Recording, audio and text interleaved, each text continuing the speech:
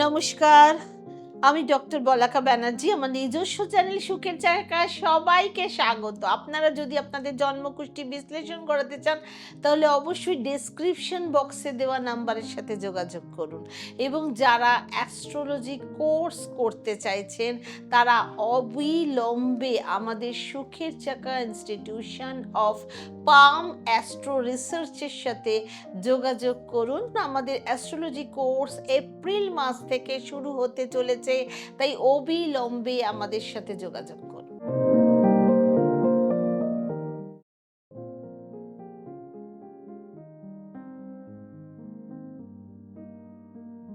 আসবো মেইন এপিসোডে। আজকে আপনাদের ৫টা সুপার টিপস বলবো, যে ৫টা রেমেডি অসাধারণ কাজ করে। কোনো দিন এই রেমেডিগুলো ফেল করেনি এবং আপনাদের এই রেমেডিটা একদম ঠিকঠাকভাবে করতে হবে এবং এই রেমেডিটা কখনো বিফলে যায় না। এই রেমেডি করার জন্য কারো জন্মকুষ্টি দেখার প্রয়োজন হয় না। এটি একটা জেনারেল রেমেডি। সবার প্রথমে রেমেডি হচ্ছে যারা ফিনান্সিয়াল ক্রাঞ্চ প্রবলেমে ভুগছেন, প্রচুর পরিমাণে পরিশ্রম করছেন, কিন্তু সেই পরিমাণে আপনি আপনার উপার্জন পাচ্ছেন না।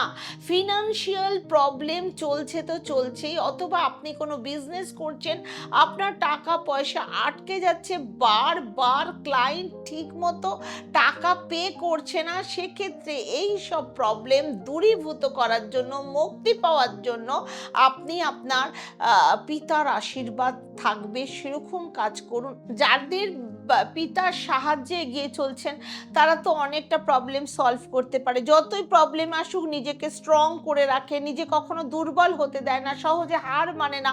সবার জীবনে প্রবলেম আসে, কিন্তু সেই প্রবলেমের সাথে লড়াই করার ক্যাপাসিটি সবার থাকে না।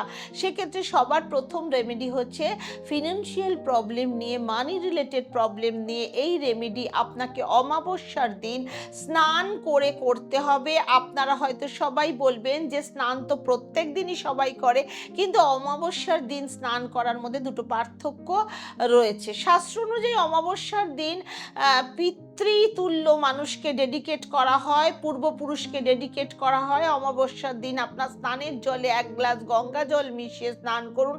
স্নান করার পর বাড়ির ব্যালকনিতে চলে যান, কোনো পার্কে চলে যান, অথবা আপনার বাড়ির ছাদে গিয়ে একটা তামার ঘটিতে কালো তিল দিয়ে, জল দিয়ে, চাল দিয়ে সূর্যকে অর্ঘ্য দিন এবং মনে মনে বলুন, মানে পিতৃতুল্য মানুষের থেকে আপনি আশীর্বাদ চান। তাহলে দেখবেন উপায়টা আপনি অমাবস্যার দিন করুন, যে কোনো পিতৃদোষ দূরীভূত হবে। ২ নম্বর রেমেডি হচ্ছে আপনার ওভার থিঙ্কিং, আপনার স্ট্রেস, আপনার অ্যাংজাইটি, আপনার টেনশন রিলেটেড প্রবলেমের জন্য। আজকালকার দিনে যে কোনো ছোটোখাটো বিষয় ওভার থিঙ্কিং হওয়া, বেশি টেনশন হয়ে যাওয়া, একটুতেই বেশি হেডেক নিয়ে, প্রেশার নিয়ে নেওয়া, কখনো কখনো ফিউচারের ক্ষেত্রেও আপনার মধ্যে একটা চিন্তা ভাবনা কাজ করে, আপনি ভবিষ্যতে কি করবেন বা আপনার ভবিষ্যৎ কীরকম হতে চলেছে সেই নিয়েও আপনার ভীষণ টেনশন থাকে। একটা ভালো জব পাওয়ার জন্য, অথবা জবের পজিশন হাই করার জন্য, প্রমোশন পাওয়ার জন্য নানা ক্ষেত্রে বা একটু টেনশন, একটু চাপ থাকে। যে কোনো সমস্যা নয়তো আপনার পাস্টের সাথে রিলেটেড থাকে অথবা ফিউচারের সাথে রিলেটেড থাকে, সেটা ভুলে যান। প্রেজেন্টে আপনি ঠিক মতন বসবাস করতে পারছেন না। সেক্ষেত্রে এই অ্যাংজাইটি, টেনশন, ওভার থিঙ্কিং, এই সমস্ত জিনিসগুলো থেকে মুক্তি পাওয়ার জন্য আপনি কিছু রেমেডি করতে পারেন। যেমন হচ্ছে, একটা ছোট পুঁটলিতে, যদি সুতির সাদা রঙের পুঁটলি হয়, তার মধ্যে কিছুটা মৌরি নিন, ৫০ গ্রাম বা ৫০-১০০ গ্রাম নিলেই হবে। তারপর আপনি সেই পুঁটলিটাকে, কাপড়টা সেলাই করে ওই ছোট প্যাকেট পুঁটলিটাকে আপনি যে বালিশটা প্রতিদিন ঘুমান সেই বালিশের নিচে রেখে দিন, বা বালিশের মধ্যে ঢুকিয়েও দিতে পারেন। ঘুমাতে শুরু করুন। আপনি ২৫ দিনের মধ্যেই আপনার মধ্যে কতটা চেঞ্জ এসেছে আপনি নিজেই সেটা অনুভব করতে পারবেন। আপনার মধ্যে এই ওভার থিঙ্কিং, টেনশন, বেশি চিন্তা নেওয়া, বেশি হেডেক নেওয়া আস্তে আস্তে কমতে থাকবে। আপনি আপনার প্রেজেন্টকে সুন্দরভাবে কাটাতে পারবেন। আপনার মধ্যে একটা এনার্জি লেভেল বেড়ে যাবে, সুন্দর ঘুম হবে, আপনার স্লিপিং সাইকেল বেটার হবে। এবং 25 দিন বাদে আবার আপনাকে মৌরিটা চেঞ্জ করতে হবে, আবার নতুন করে আপনি সেই পুঁটলিতে মৌরি ভরে আবার বালিশের নিচে রাখতে পারেন। এই উপায়টা হচ্ছে লাল কিতাবের উপায়, এটা মঙ্গলকে ঠিক রাখার উপায়। এতে আপনার মধ্যে যদি সাহসের অভাব থাকে, ধৈর্যের অভাব থাকে, আর ঠিক বুদ্ধি আপনি প্রয়োগ করতে যদি না পারেন, তাহলে এই উপায় আপনাকে ভীষণ সাহায্য করবে। 3 নাম্বার উপায় হচ্ছে আপনার হেলথ রিলেটেড, স্বাস্থ্য রিলেটেড সমস্যা আপনার জীবনে আপনার শরীরের সাথে রোগ বন্ধুত্ব করে নেয়। আপনি মাসে 30 দিনের মধ্যে 25 দিন আপনার শরীর খারাপে ভোগেন, ব্যথা বেদনা, পেছনের কোনো রোগ, শরীর খারাপ লেগেই থাকে, কখনো কোমরে যন্ত্রণা, কখনো পায়ে যন্ত্রণা, কখনো মাথা যন্ত্রণা, কখনো জ্বর সর্দি কাশি, মানে কিছু না কিছুতে আপনি মানে মনের জোরে কাজ করছেন কিন্তু শরীর সাথ দিচ্ছে না। সেক্ষেত্রে মন্ত্র জপ করা অথবা মন্ত্র শোনা, দুটো ভাইব্রেশনই চেঞ্জ করতে পারে আপনার লাইফকে। নইলে আপনি যেটা আপনার ইষ্টদেব সেই মন্ত্র জপ করতে পারেন, আপনি কানেও শুনতে পারেন। মন্ত্র পাঠ করা একটু কঠিন হতে পারে, সেক্ষেত্রে আপনি কানে শুনেও নিজেকে কাম ডাউন, শান্ত করতে পারেন। আস্তে আস্তে আপনার হেলথ ইস্যু দূর হতে পারে। এই মন্ত্রটি শোনার একটা প্রসেস আছে, সেক্ষেত্রে আপনাকে মন্ত্রটি শুনতে গেলে রাত্রিবেলা ঘুমানোর আগে শুনতে হবে, বা সকালবেলা ঘুম থেকে উঠে স্নান করে 10-15 মিনিট রিল্যাক্স করে কোনো শান্তির জায়গায় বসে শুনতে পারেন বা পাঠ করতে পারেন। কিন্তু মন্ত্রটি কখনো আপনি সাইকেল চালাতে চালাতে, গাড়ি চালাতে চালাতে, কোনো কাজ করতে করতে না শোনাটাই বেটার হবে। যখন আপনি রিল্যাক্সে থাকবেন, কোনো কাজ টাজ থাকবে না, ফ্রি মাইন্ডে থাকবেন, এই ঠান্ডা মাথায় স্থির হয়ে জপ করবেন বা কানে শুনবেন। সেটা আপনার ইষ্টদেব অনুযায়ী বা যে ভগবানকে আপনি ভালোবাসেন সেই মন্ত্র শুনবেন। 4 নাম্বার উপায় হচ্ছে তাদের জন্য যারা জীবনে পরিশ্রম করে অনেক হার্ডওয়ার্ক করে সেই রকম ফল পায় না, তাদের কোনো কাজই সম্পূর্ণ হতে চায় না, কোনো না কোনো বাধা জীবনে আসতেই থাকে, কোনো বড় কাজ কিছুতেই হতে চায় না, ঠিকঠাকভাবে কর্ম করে যাচ্ছেন কিন্তু রেজাল্টের বেলায় পাচ্ছেন না।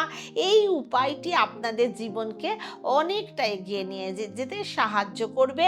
আপনার অসফলতা থেকে আপনি সফল হতে সাহায্য করবে। এই ধরনের সমস্যা তখনই হয় কারোর কুষ্ঠিতে শনির পজিশন যখন ভালো থাকে না, শনি খারাপ থাকে, শনি নিচস্থ থাকে, সেক্ষেত্রে আপনাকে অবশ্যই শনি গায়ত্রী মন্ত্র পাঠ করতে হবে।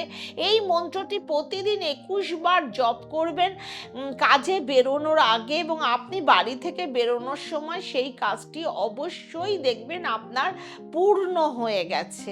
যে কোনো মন্ত্র আপনি গুগলে ডাউনলোড করতে পারবেন। 5 নাম্বার উপায় হচ্ছে যাদের জীবনে ওভারঅল প্রসপারিটি হচ্ছে, মানে ধরুন মেরিট লাইফ ভালো থাকার জন্য, বাচ্চাদের সাথে রিলেশন ভালো থাকার জন্য, বাচ্চারা ভালোভাবে পড়াশোনা করতে পারবে কি করে, ঘরের পরিবারের সাথে ভালো রিলেশন থাকার জন্য, সেক্ষেত্রে উপায়টা হচ্ছে আপনি যখনই আপনার বাড়ির বাইরে যাবেন সেখান থেকে কোনো গাছের পাতা, কোনো গাছের ফুল ছিঁড়ে বাড়িতে নিয়ে এসে ফেলে দেবেন।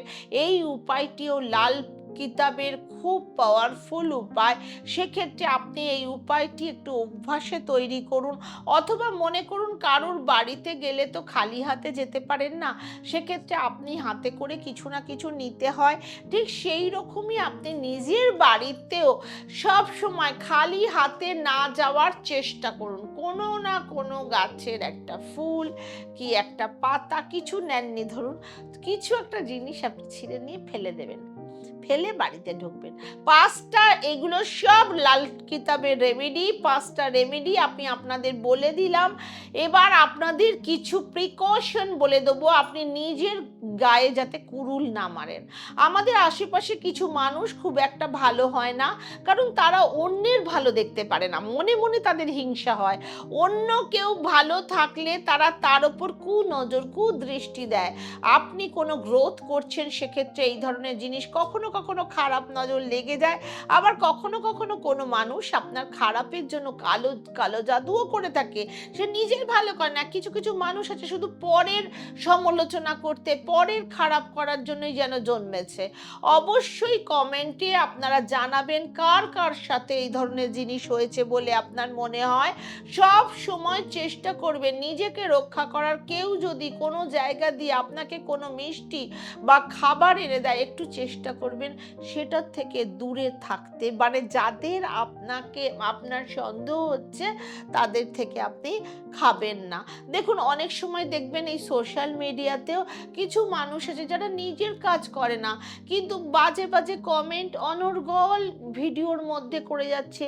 যে কোনো জায়গায় কেউ যা লিখছে তাতেই তারা নেগেটিভ কমেন্ট করে মানুষকে ডিস্ট্রাকটিভ ওয়েতে ভেঙে দেওয়ার চেষ্টা করছে। কিন্তু দেখুন যাদের কাজ নেই তারাই এগুলো করতে পারে।